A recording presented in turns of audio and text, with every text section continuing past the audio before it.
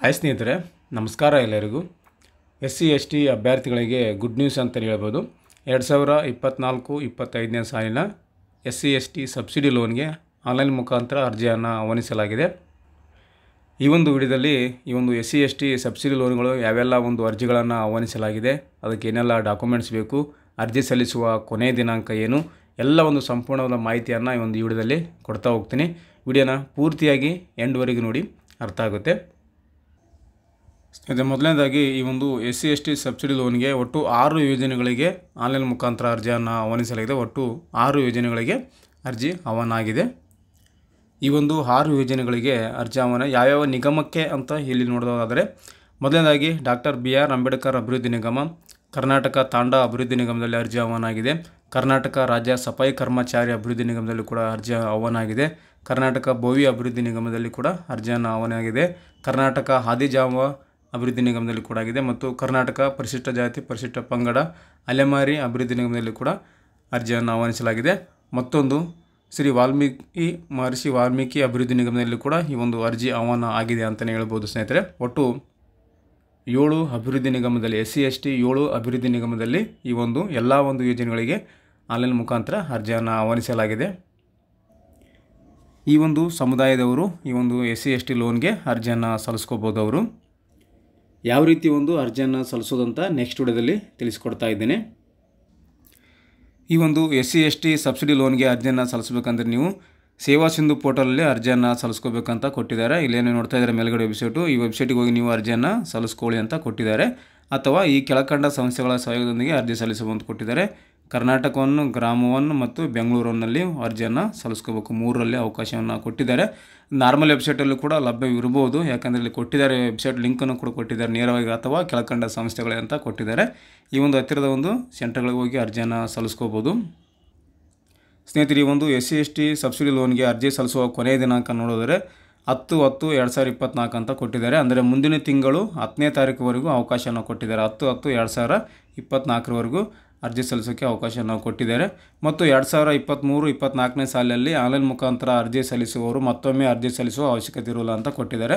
ಅಂದರೆ 2023ರಲ್ಲಿ ಹೋದ ವರ್ಷ ಯಾರು ಈ ಒಂದು ಲೋನ್ಗೆ, ಅಂದರೆ SC/ST ಲೋನ್ಗೆ, ಸಬ್ಸಿಡಿ ಲೋನ್ಗೆ ಅರ್ಜಿಯನ್ನು ಸಲ್ಲಿಸಿರ್ತಾರಲ್ಲ, ಅವರು ಮತ್ತೊಮ್ಮೆ ಅರ್ಜಿ ಸಲ್ಲಿಸುವ ಅವಶ್ಯಕತೆ ಇರುವುದಿಲ್ಲ ಅಂತ ಕೊಟ್ಟಿದ್ದಾರೆ. ಯಾಕೆಂದರೆ 2023ರಲ್ಲಿ ಆನ್ಲೈನ್ ಅಪ್ಲಿಕೇಶನ್ ಕರೆದವರು ಹಾಕಿರ್ತಾರೆ, ಅವು ಕೂಡ ಇನ್ನೂ ಅಪ್ರೂವಲ್ ಆಗಿಲ್ಲ, ಸೊ ಪೆಂಡಿಂಗ್ ಇದ್ದಾವೆ. ಹಾಗಾಗಿ ಮತ್ತೊಮ್ಮೆ ಆನ್ಲೈನ್ ಮುಖಾಂತರ ಅರ್ಜಿಯನ್ನು ಆಹ್ವಾನಿಸಲಾಗಿದೆ. ಹಾಗಾಗಿ 2023ರಲ್ಲಿ ಹಾಕಿದವರು ಮತ್ತೊಮ್ಮೆ ಹಾಕೋಕ್ಕೆ ಅವಕಾಶ ಇರೋದಿಲ್ಲ. ಹಾಕಿದರೂ ಕೂಡ ಅದು ಆನ್ಲೈನಲ್ಲಿ ತೊಗೋದಿಲ್ಲ ಸ್ನೇಹಿತರೆ. ಯಾಕಂದರೆ ಮೊನ್ನೆ ಒಂದು ಹಾಕಿ ನೋಡಿದ್ದೇವೆ ನಾವು, 2023ರಲ್ಲಿ ಹಾಕಿದವರಿಗೆ ಮತ್ತೊಂದು ಸಲ ಹಾಕಿ ನೋಡಿದರೆ ಅದು ತೊಗೊತಾ ಇಲ್ಲ. ಸೊ ಆಲ್ರೆಡಿ ಅಪ್ಲೈಡ್ ಅಂತ ಬರ್ತಾ ಇದೆ. ಹಾಗಾಗಿ ಕಳೆದ ವರ್ಷ ಯಾರು ಅಪ್ಲೈ ಮಾಡಿರ್ತಾರೆ ಅದೇ ಒಂದು ಅಕ್ಲಾಜ್ಮೆಂಟನ್ನು ನಿಮಗೆ ಇದೇ ಒಂದು 2024 ಸಾಲಿನಲ್ಲಿ ಕಂಟಿನ್ಯೂ ಮಾಡಲಾಗುತ್ತೆ ಅಂತಲೇ ಹೇಳ್ಬೋದು. ಸ್ನೇಹಿತರೆ, SC/ST ಸಬ್ಸಿಡಿ ಲೋನಲ್ಲಿ ಮೊದಲನೇದಾಗಿ ಬರುವಂಥದ್ದು ಸ್ವಾವಲಂಬಿ ಸಾರಥಿ ಯೋಜನೆ. ಸ್ವಾವಲಂಬಿ ಸಾರಥಿ ಯೋಜನೆ ಈ ಒಂದು ಹಳದಿ ಬೋರ್ಡ್ ಅಂತ, ಎಲ್ಲೋ ಬೋರ್ಡ್ ಅಂತ ಏನು ಕರಿತೀವಿ, ಎಲ್ಲೋ ಬೋರ್ಡ್ ಟ್ಯಾಕ್ಸಿ ಕಾರ್ಗೆ ಕೊಡುವಂಥದ್ದು. ಮತ್ತು ಸರಕು ಸಾಗಣೆ ವಾಹನ, ಇವೇನು ಟಾಟಾ ಏಸ್ ಅಂತೀವಿ, goods Ashok Leyland goods vehicle ಇದ್ದಾವೆ, ಅವಕ್ಕೆ ಕೂಡ ಈ ಒಂದು ಸ್ವಾವಲಂಬಿ ಸಾರಥಿ ಯೋಜನೆ ಬರುತ್ತೆ. ಇದು ಒಟ್ಟು 4 ಲಕ್ಷ ರೂಪಾಯಿದ ಯೋಜನೆ ಅಂತ ಹೇಳ್ಬೋದು. 4 ಲಕ್ಷ ರೂಪಾಯಿದಲ್ಲಿ ಒಟ್ಟು 75ರಷ್ಟು, ಅಂದರೆ 75% ನಿಮಗೆ ಸಹಾಯಧನ ಸಿಗುತ್ತೆ ಅಂತ ಕೊಟ್ಟಿದ್ದಾರೆ. ನೋಡ್ತಾ ಇದ್ದೀರಾ, ಸಹಾಯಧನ 75ರಷ್ಟು ನಿಮಗೆ ಸಬ್ಸಿಡಿ ಸಿಗುತ್ತೆ. ಇದರಲ್ಲಿ 75ರಷ್ಟು ಸಬ್ಸಿಡಿ, ಉಳಿದ 25ರಷ್ಟು ಬ್ಯಾಂಕ್ ಲೋನ್ ಆಗಿ ನಿಮಗೆ ಸಿಗುತ್ತೆ ಅಂತಲೇ ಹೇಳ್ಬೋದು. ನಿರುದ್ಯೋಗ ಯುವಕ ಯುವತಿಯರಿಗೆ ಈ ಒಂದು ಸ್ವಾವಲಂಬಿ ಸಾರಥಿ ಯೋಜನೆ ಒಂದು ಪ್ರಮುಖವಾದ ಯೋಜನೆ ಅಂತಲೇ ಹೇಳ್ಬೋದು ಸ್ನೇಹಿತರೆ.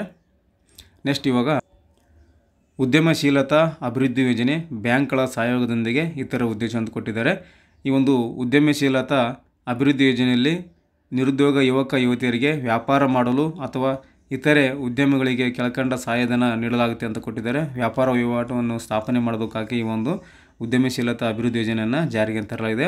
ಉಳಿದ ಮತ್ತು ಬ್ಯಾಂಕ್ಗಳ ಸಹಾಯ ಸಾಲವಾಗಿರುತ್ತೆ ಅಂತ ಕೊಟ್ಟಿದ್ದಾರೆ. ನಿಮಗೆ ಇದರಲ್ಲಿ ಸಬ್ಸಿಡಿ ಕೂಡ ಒಳಗೊಂಡಿರುತ್ತೆ, ಮತ್ತು ಉಳಿಕಿದು ಅಮೌಂಟು ಬ್ಯಾಂಕ್ ಸಾಲವಾಗಿ ನಿಮಗೆ ಕೊಡುತ್ತೆ ಅಂತಲೇ ಹೇಳ್ಬೋದು. ಇಲ್ಲಿ ಬ್ಯಾಂಕ್ ಸಾಲ 20% ಸಹಾಯಧನ ಅಥವಾ ಗರಿಷ್ಠ 1 ಲಕ್ಷ ಅಂತ ಕೊಟ್ಟಿದ್ದಾರೆ. ಬ್ಯಾಂಕ್ ಸಾಲ 20% ಇರುತ್ತೆ ಅಂತೆ. ಸಹಾಯಧನ ಗರಿಷ್ಠ 1 ಲಕ್ಷ ರೂಪಾಯಿವರೆಗೆ ಸಬ್ಸಿಡಿ ಸಿಗುತ್ತೆ. ಘಟಕ ವೆಚ್ಚ 70% ಸಹಾಯಧನ ಅಂತ ಕೊಟ್ಟಿದ್ದಾರೆ. ಗರಿಷ್ಠ 2 ಲಕ್ಷ ಅಂತ ಕೊಟ್ಟಿದ್ದಾರೆ. ನಿಮಗೆ ಇದರಲ್ಲಿ 1 ಲಕ್ಷ ರೂಪಾಯಿ ಕೂಡ ಸಬ್ಸಿಡಿ ಯೋಜನೆ ಇದೆ, 2 ಲಕ್ಷ ರೂಪಾಯಿ ಕೂಡ ಸಬ್ಸಿಡಿ ಕೂಡ ಬರುತ್ತೆ ಅಂತಲೇ ಹೇಳ್ಬೋದು. ಡಿಪೆಂಡ್ ಅಪಾನ್ ನಿಮ್ಮ ಒಂದು ಬ್ಯಾಂಕ್ ಲೋನ್ ಎಷ್ಟಾಗುತ್ತೆ ಅದ್ರ ಮೇಲೆ ಡಿಪೆಂಡ್ ಅಪ್ ಆಗುತ್ತೆ. ಈ ಒಂದು ಯಾರು ಬಿಸ್ನೆಸ್ ಮಾಡ್ಬೇಕು ಅಂದ್ಕೊಂಡಿದ್ದಾರೆ SC/ST ಲೋನ್ನಲ್ಲಿ, ಅಂಥವರಿಗೆ ಈ ಒಂದು ಉದ್ಯಮಶೀಲತಾ ಅಭಿವೃದ್ಧಿ ಯೋಜನೆ ಸಹಾಯವಾಗುತ್ತೆ ಅಂತಲೇ ಹೇಳ್ಬೋದು. ಒಂದು ದೊಡ್ಡ ಬಿಸ್ನೆಸ್ ಸ್ಟಾರ್ಟ್ ಮಾಡಬೇಕು ಅನ್ನೋದು ನಿಮಗೆ ಅನುಕೂಲ ಆಗುತ್ತೆ. ಇದು ಎರಡನೇ ಯೋಜನೆ ಉದ್ಯಮಶೀಲತಾ ಅಭಿವೃದ್ಧಿ ಯೋಜನೆ ಆಯಿತು. ಇವಾಗ ಸ್ವಯಂ ಉದ್ಯೋಗ ನೇರ ಸಾಲ ಯೋಜನೆ.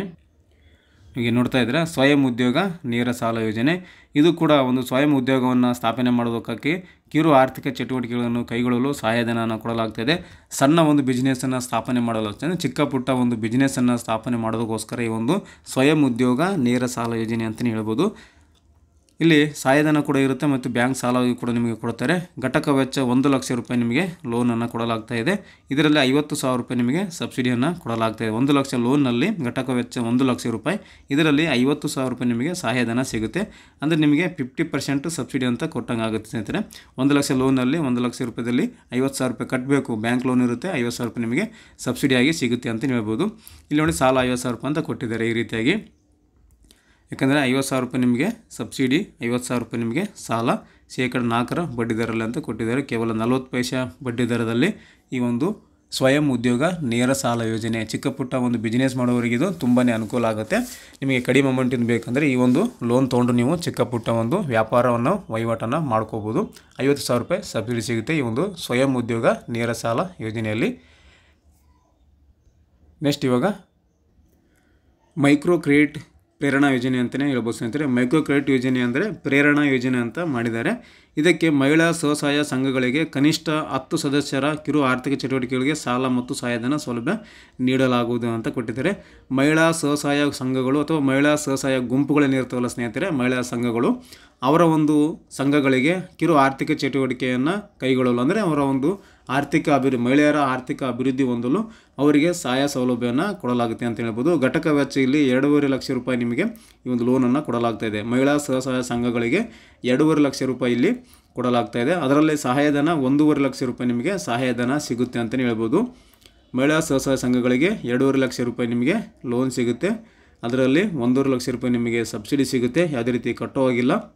ಮಿಕ್ಕುಳಿದ 1 ಲಕ್ಷ ರೂಪಾಯಿ ನಿಮಗೆ ಸಾಲವಾಗಿ ಕೊಡ್ತಾರೆ. ಈ 1 ಲಕ್ಷ ರೂಪಾಯಿ ಸಾಲವನ್ನು ಹಂತವಾಗಿ ಕಂತುಗಳ ಮುಖಾಂತರ ರೀಪೇಮೆಂಟನ್ನು ಬ್ಯಾಂಕಿಗೆ ವಾಪಸ್ಸು ಕಟ್ಟಬೇಕಾಗುತ್ತೆ. ಇದು ಕೂಡ ಶೇಕಡ 4% ಬಡ್ಡಿ ದರ ಅಂತ ಕೊಟ್ಟಿದ್ದಾರೆ. 40 ಪೈಸೆ ರೂಪಾಯಿದಲ್ಲಿ ಅಂದರೆ 40 ಪೈಸೆ ರೂಪಾಯಿ ಬಡ್ಡಿ ದರದಲ್ಲಿ ಈ ಒಂದು ಲೋನನ್ನು ಹೆಣ್ಮಕ್ಕಳ ಒಂದು ಸ್ವಸಹಾಯ ಸಂಘಗಳಿಗೆ, ಸ್ವಸಹಾಯ ಗುಂಪುಗಳಿಗೆ ಕೊಡಲಾಗ್ತದೆ ಸ್ನೇಹಿತರೆ. ಈ ಒಂದು ಹೆಣ್ಣು ಮಕ್ಕಳಿಗೋಸ್ಕರ ಮಾಡಿರುವಂಥ ಮೈಕ್ರೋ ಕ್ರೆಡಿಟ್ ಯೋಜನೆ ಅಥವಾ ಪ್ರೇರಣಾ ಯೋಜನೆಗೆ ಸ್ವಸಹಾಯ ಸಂಘಗಳಿಗೆ, ಮಹಿಳಾ ಸ್ವಸಹಾಯ ಸಂಘಗಳಿಗೆ ನೆರವಾಗಲಿ ಅಂತ ಈ ಒಂದು ಯೋಜನೆಯನ್ನು ತಂದಿದ್ದಾರೆ 2.5 ಲಕ್ಷ ರೂಪಾಯಿ ಅನುದಾನದಲ್ಲಿ. ಸೊ ನೆಕ್ಸ್ಟ್ ಇವಾಗ ಭೂ ಒಡೆತನ ಯೋಜನೆ ಸ್ನೇಹಿತರೆ. ಭೂ ಒಡೆತನ ಯೋಜನೆಯಲ್ಲಿ ಭೂ ರಹಿತ ಮಹಿಳಾ ಕೃಷಿ ಕಾರ್ಮಿಕರಿಗೆ ಕೆಳಕಂಡ ಘಟಕ ವೆಚ್ಚದಲ್ಲಿ ಕೃಷಿ ಜಮೀನು ಖರೀದಿಸಿ ನೀಡಲಾಗುವುದು ಅಂತ ಕೊಟ್ಟಿದ್ದಾರೆ. ಈ ಒಂದು ಭೂ ಒಡೆತನ ಯೋಜನೆ ಸ್ನೇಹಿತರೆ ಮಹಿಳೆಯರಿಗೆ, ಭೂಮಿ ಇರಲಾರದವರಿಗೆ ಸ್ನೇಹಿತರೆ, SC ST ಮಹಿಳೆಯರಿಗೆ ಭೂಮಿಯನ್ನು ಕೊಟ್ಟು ಅವರಿಗೆ ಜಮೀನನ್ನು ಉಳುಮೆ ಮಾಡೋದಕ್ಕೆ ಸಹಕಾರವನ್ನು ನೀಡುವಂಥ ಯೋಜನೆ ಭೂ ಒಡೆತನ ಯೋಜನೆ. ಅಂದರೆ ಜಮೀನಿಲ್ಲದವರಿಗೆ, ಹೊಲ ಇರಲಾರದವರಿಗೆ ಹೊಲವನ್ನು ಕೊಡುವುದೇ ಭೂ ಒಡೆತನ ಯೋಜನೆ ಅಂತಲೇ ಹೇಳ್ಬೋದು ಸ್ನೇಹಿತರೆ. ಇದು ಮಹಿಳೆಯರಿಗೆ ಮಾತ್ರ ಅನ್ವಯ ಆಗುತ್ತೆ. ಮಹಿಳಾ ಅಪ್ಲಿಕೆಂಟನ್ನೇ ಆಯ್ಕೆ ಮಾಡ್ತಾರೆ, ಅಂದರೆ ಮಹಿಳೆಯರ ಹೆಸರಿನಲ್ಲೇ ಅರ್ಜಿಯನ್ನು ಸಲ್ಲಿಸತಕ್ಕದ್ದು. ಭೂ ರಹಿತ ಮಹಿಳೆಯರಿಗೆ ಮಾತ್ರ ನೀಡಲಾಗುವುದು. ಇದರಲ್ಲೇ ಘಟಕ ವೆಚ್ಚ 25 ಲಕ್ಷ ರೂಪಾಯಿ ಅಂತ ಕೊಟ್ಟಿದ್ದಾರೆ. ಅಂದರೆ ಹೊಲವನ್ನು, ಜಮೀನನ್ನು ಖರೀದಿ ಮಾಡಿ ಈ ಒಂದು SC ST ಜನರಿಗೆ ಕೊಡುವಂಥದ್ದು. 25 ಲಕ್ಷ ರೂಪಾಯಿವರೆಗೂ ನಿಮಗೆ ಈ ಒಂದು ಜಮೀನನ್ನು ಖರೀದಿ ಮಾಡಿ ನಿಮಗೆ ಕೊಡ್ತಾರೆ. 25 ಲಕ್ಷದಿಂದ 20 ಲಕ್ಷದವರೆಗೂ ನಿಮಗೆ ಇರುವಂಥ ಜಮೀನನ್ನು ಖರೀದಿ ಮಾಡಿ ಕೊಡ್ತಾರೆ. ಇದರಲ್ಲಿ ಶೇಕಡ ಸಹಾಯಧನ 50% ಅಂತ ಕೊಟ್ಟಿದ್ದಾರೆ. ಅಂದರೆ ಸಬ್ಸಿಡಿ 50% ಇರುತ್ತೆ. ನಿಮಗೆ 20 ಲಕ್ಷ ರೂಪಾಯಿ ಕೊಟ್ಟು ಜಮೀನು ತೊಗೊಂಡ್ರಂದರೆ 10 ಲಕ್ಷ ರೂಪಾಯಿ ನಿಮಗೆ ಸಬ್ಸಿಡಿ ಸಿಗುತ್ತೆ. ಇದರಲ್ಲಿ 50% ಸಬ್ಸಿಡಿ ಇದೆ, 50% ಸಾಲ ಅಂತ ಕೊಟ್ಟಿದ್ದಾರೆ. ಇಲ್ಲಿ ನೋಡ್ತಾ ಇದ್ದೀರಾ, 20 ರಿಂದ 25 ಲಕ್ಷದವರೆಗೂ ಜಮೀನಿರುವಂಥ ಜಮೀನನ್ನು ನಿಮಗೆ ಕೊಡ್ತಾರೆ ಸರ್ಕಾರದ ವತಿಯಿಂದ ಭೂ ಒಡೆತನ ಯೋಜನೆಯಲ್ಲಿ. ಇದರಲ್ಲಿ 50% ಸಹಾಯಧನ ಇರುತ್ತೆ, ಯಾವುದೇ ರೀತಿ ಕಟ್ಟುವಾಗಿಲ್ಲ. ಇನ್ನು 50% ಸಾಲವಾಗಿ ಕೊಡ್ತಾರೆ. ಅದನ್ನು ಹಂತವಾಗಿ ಇಷ್ಟು ವರ್ಷ ಅಂತ ನಿಮಗೆ ಟೈಮಿಂಗ್ ಕೊಡ್ತಾರೆ. ಆ ವರ್ಷದಲ್ಲಿ ನಿಮಗೆ ರಿಪೇಮೆಂಟನ್ನು ಮಾಡಬೇಕು. ಶೇಕಡ ಬಡ್ಡಿ ದರನ 6% ಅಂತ ಕೊಟ್ಟಿದ್ದಾರೆ. 60 ಪೈಸೆ ಬಡ್ಡಿ ದರದಲ್ಲಿ ಈ ಒಂದು ಭೂ ಒಡೆತನ ಯೋಜನೆಯಲ್ಲಿ ಜಮೀನಿಲ್ಲಾರದವರಿಗೆ ಜಮೀನನ್ನು ಕೊಡಲಾಗ್ತಾ ಇದೆ. ಅಂದರೆ ಸರ್ಕಾರನೇ ನಿಮಗೆ ಒಂದು ಜಮೀನನ್ನು 1.5 ಎಕರೆ ಅಥವಾ 1 ಎಕರೆ ನಿಮಗೆ ನಿಮ್ಮ ಹೆಸರಿನಲ್ಲಿ ಜಮೀನನ್ನು ಕೊಡುತ್ತೆ. ಅವರು ಕೂಡ 20 ರಿಂದ 25 ಲಕ್ಷ ರೂಪಾಯಿವರೆಗೂ ಇರುವಂಥ ಜಮೀನನ್ನು ನಿಮಗೆ ಕೊಡ್ತಾರೆ ಅಂತಲೇ ಹೇಳ್ಬೋದು ಸ್ನೇಹಿತರೆ. ಈ ಒಂದು ಭೂ ಒಡೆತನ ಯೋಜನೆಯಲ್ಲಿ ಇದು ಮಹಿಳೆಯರೇ ಹಾಕುವಂಥದ್ದು. ಗಂಡು ಮಕ್ಕಳಿಗೆ ಇದು ಹಾಕೋಕ್ಕೆ ಬರೋದಿಲ್ಲ, ಹೆಣ್ಮಕ್ಕಳೇ ಅವರಿಗೆ ಅರ್ಜಿಯನ್ನು ಸಲ್ಲಿಸೋಕ್ಕೆ ಎಲಿಜಿಬಲ್ ಅಂತಲೇ ಹೇಳ್ಬೋದು. ಇದಿಷ್ಟು ಇದು ಭೂ ಒಡೆತನ ಯೋಜನೆ ಆಯಿತು. ಇವಾಗ ಗಂಗಾ ಕಲ್ಯಾಣ ಯೋಜನೆ ನೋಡ್ತಾ ಇದ್ದೀರಾ. ಗಂಗಾ ಕಲ್ಯಾಣ ಯೋಜನೆ ಸ್ನೇಹಿತರೆ 1.20 ಎಕರೆಯಿಂದ 5 ಎಕರೆ ಜಮೀನು ಅಂತ ಕೊಟ್ಟಿದ್ದಾರೆ. ಅಂದರೆ 1 ಎಕರೆ 20 ಗುಂಟೆ 5 ಎಕರೆವರೆಗೆ ಇರುವಂಥ ಜಮೀನು ಹೊಂದಿರುವ ಸಣ್ಣ ಮತ್ತು ಅತಿ ಸಣ್ಣ ರೈತರಿಗೆ ಕೊಳವೆ ಬಾವಿ ಕೊರೆದು ಪಂಪ್ ಸೆಟ್ ಅಳವಡಿಸಿ ಈ ಒಂದು ವಿದ್ಯುದೀಕರಣಗೊಳಿಸಿ ನೀರಾವರಿ ಸೌಲಭ್ಯ ಒದಗಿಸಿಕೊಡುವುದೇ ಈ ಒಂದು ಗಂಗಾ ಕಲ್ಯಾಣ ಯೋಜನೆ ಅಂತ ಹೇಳ್ಬೋದು ಸ್ನೇಹಿತರೆ. 1 ಎಕರೆ 20 ಗುಂಟೆಯಿಂದ ಸ್ಟಾರ್ಟ್ ಆಗಿ 5 ಎಕರೆವರೆಗೂ ಜಮೀನನ್ನು ಯಾರು ಹೊಂದಿರ್ತಾರೋ ಅಂಥವರಿಗೆ ಈ ಒಂದು ಕೊಳವೆ ಬಾವಿ ಅಂದರೆ ಏನು ಬೋರಿಂಗ್ ಅಂತ ಏನು ಕರಿತೀವಲ್ಲ, ಜಮೀನಲ್ಲಿ ಹೊಲದಲ್ಲಿ ಏನು ಬೋರಿಂಗ್ ಹಾಕ್ಸ್ತಾರಲ್ಲ ಬೋರ್ವೆಲ್, ಆ ಒಂದು ಪಂಪ್ ಸೆಟ್ ಮುಖಾಂತರ ನೀರಾವರಿ ಸೌಲಭ್ಯ ಜಮೀನಿಗೆ ನೀರಾವರಿ ಸೌಲಭ್ಯ ಮಾಡಿಕೊಡುವುದೇ ಈ ಒಂದು ಗಂಗಾ ಕಲ್ಯಾಣ ಮುಖ್ಯ ಉದ್ದೇಶ ಅಂತ ಹೇಳ್ಬೋದು ಸ್ನೇಹಿತರೆ. ಅಂದರೆ ನೀರಾವರಿ ಇಲ್ಲದ ಜಮೀನುಗಳಿಗೆ, ಒಣ ಬೇಸಾಯ ಇರುವಂಥ ಜಮೀನುಗಳಿಗೆ ನೀರಾವರಿ ಸೌಲಭ್ಯ ಕಲ್ಪಿಸಿಕೊಡುವುದೇ ಭೂ ಒಡೆತನ ಯೋಜನೆ. ಇದರಲ್ಲಿ ಘಟಕ ವೆಚ್ಚ 4,75,000 ರೂಪಾಯಿ ಯೋಜನೆ ಅಂತ ಹೇಳ್ಬೋದು. ಗಂಗಾ ಕಲ್ಯಾಣ ಯೋಜನೆ 4,75,000ದಲ್ಲಿ 3,75,000 ಇದರಲ್ಲಿ ಕೆಲವೊಂದು ಕಡೆ ಒಂದೊಂದು ಅಮೌಂಟನ್ನು ಇಟ್ಟಿದ್ದಾರೆ ಸ್ನೇಹಿತರೆ. ಕೆಲವೊಂದು ಭಾಗಗಳ ಜಿಲ್ಲೆಗಳಲ್ಲಿ 4,75,000 ಇದೆ, ಇನ್ನು ಕೆಲವು ಜಿಲ್ಲೆಗಳಲ್ಲಿ 3,75,000 ರೂಪಾಯಿ ಇಟ್ಟಿದ್ದಾರೆ. ಇದರಲ್ಲಿ ರೂಪಾಯಿ 50,000 ರೂಪಾಯಿ ಸಾಲವು ಸೇರಿರುತ್ತೆ ಅಂತ ಕೊಟ್ಟಿದ್ದಾರೆ. ಇದರಲ್ಲಿ ಸಬ್ಸಿಡಿ ಎಷ್ಟು ಅಂತ ಅವರು ಸ್ಪಷ್ಟವಾಗಿ ಕೊಟ್ಟಿಲ್ಲ ಇಲ್ಲಿ. ಸೊ ಇದರಲ್ಲಿ 50,000 ರೂಪಾಯಿ ನಿಮಗೆ ಸಾಲ ಅಂತ ಕೊಟ್ಟಿದ್ದಾರೆ. ಅಂದರೆ 50,000 ರೂಪಾಯಿ ಸಾಲ ಅಂದರೆ ನಿಮಗೆ ಮಿನಿಮಮು 3,25,000 ರೂಪಾಯಿ ನಿಮಗೆ ಸಬ್ಸಿಡಿ ಸಿಗುತ್ತೆ ಅಂತ ಹೇಳ್ಬೋದು. ಯಾಕಂದರೆ ತುಂಬ ದೊಡ್ಡ ಯೋಜನೆ ಅಂತ ಹೇಳ್ಬೋದು ಇದನ್ನು ಕೂಡ ಸ್ನೇಹಿತರೆ.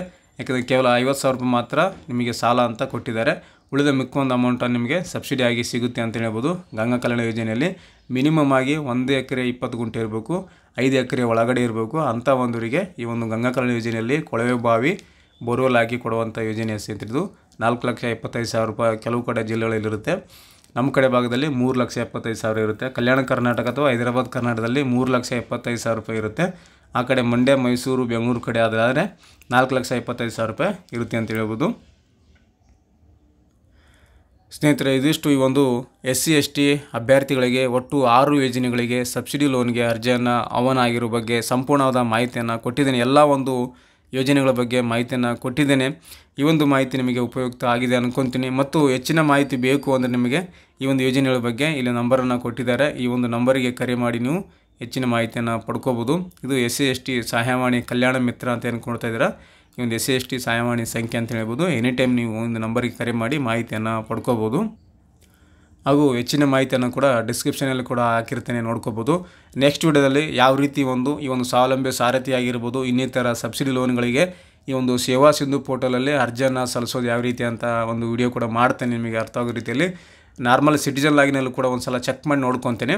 ಅದರಲ್ಲಿ ಲಭ್ಯತೆ ಇದೆಯಾ ಇಲ್ಲ ಅಂತ ನೋಡಿಕೊಂಡು ಲಭ್ಯ ಇದ್ದರೆ ಸಿಟಿಜನ್ ಲಾಗಿನಲ್ಲಿ ಲಭ್ಯ ಇದ್ದರೆ ಸಿಟಿಜನ್ ಲಾಗಿನಲ್ಲಿ ಅಪ್ಲೈ ಮಾಡಿ ತೋರಿಸ್ತೀನಿ. ಅಲ್ಲಿ ಲಭ್ಯ ಆಗಿಲ್ಲ ಅಂದರೆ ನಾನು ಗ್ರಾಮೋನ್ ಆಗಿರ್ಬೋದು, ಕರ್ನಾಟಕ ಲಾಗಿನಲ್ಲಿ ಆಗಿರ್ಬೋದು, ಅದನ್ನು ನಾನು ಓಪನ್ ಮಾಡಿ ನಿಮಗೆ ಅಪ್ಲಿಕೇಶನ್ ಹಾಕಿ ತೋರಿಸ್ತೀನಿ. ಹೆಲ್ಪ್ ಕೂಡ ಆಗುತ್ತೆ ಅಂತ ಹೇಳ್ತೀನಿ ಸ್ನೇಹಿತರೆ. ಇದಿಷ್ಟು ಈ ಒಂದು ಸಮಾಜ ಕಲ್ಯಾಣ ಇಲಾಖೆಯಿಂದ ಪರಿಶಿಷ್ಟ ಜಾತಿ ಪರಿಶಿಷ್ಟ ಪಂಗಡದ ಜನರಿಗೆ ಆರ್ಥಿಕ ಅಭಿವೃದ್ಧಿಗಾಗಿ ಇರುವಂಥ ಯೋಜನೆಗಳ ಬಗ್ಗೆ ಮಾಹಿತಿಯನ್ನು ಕೊಟ್ಟಿದ್ದೇನೆ. ಈ ಒಂದು ಮಾಹಿತಿ ನಿಮಗೆ ಉಪಯುಕ್ತ ಆಗಿದೆ ಅನ್ಕೊತೀನಿ. ಇದ್ರ ರಿಲೇಟೆಡ್ ಆಗಿ SC/ST ಒಂದು ಯೋಜನೆಗಳ ರಿಲೇಟೆಡ್ ಆಗಿ ಏನಾದರೂ ಕ್ವಶನ್ಗಳಿದ್ದರೆ, ಡೌಟ್ಸ್ಗಳಿದ್ದರೆ ಕಮೆಂಟ್ ಮಾಡಿ. ಕಮೆಂಟಲ್ಲಿ ನಿಮಗೆ ಉತ್ತರವನ್ನು ಕೊಡ್ತೀನಿ ಅಂತ ಹೇಳ್ತಾ ನೆಕ್ಸ್ಟ್ ಇದೇ ಥರ ಇನ್ನೊಂದು ಉಪಯುಕ್ತ ಮಾಹಿತಿಯೊಂದಿಗೆ ಇನ್ನೊಂದು ವಿಡಿಯೋದಲ್ಲಿ ನಿಮ್ಮನ್ನು ಭೇಟಿ ಆಗ್ತೀನಿ. ಅಲ್ಲಿವರೆಗೂ ನಮ್ಮ ವೀಡಿಯೋಸನ್ನು ನೋಡ್ತಾ ಇರಿ, ಸಪೋರ್ಟ್ ಮಾಡಿ ಅಂತ ಹೇಳ್ತಾ ಥ್ಯಾಂಕ್ಸ್ ಫಾರ್ ದ ವಾಚಿಂಗ್.